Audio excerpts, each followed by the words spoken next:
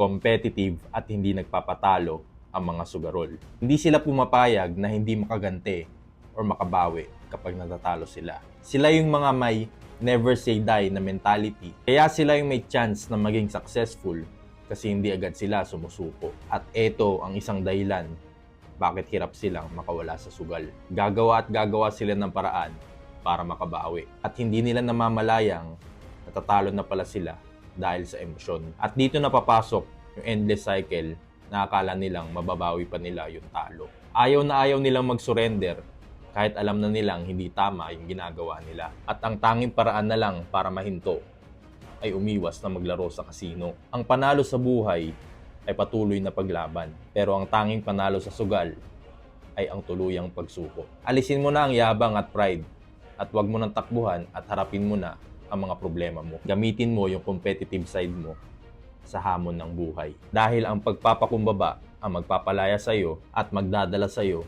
sa bagong yugto ng buhay mo. At sabihin mo na rin sa mga taong nagmamahal sa iyo ang totoong nangyari. Kasi habang tinatago mo yan, mas lalo pa yung lalaki. Ako nga pala si Darren, dating nalulong, ngayon tutulong.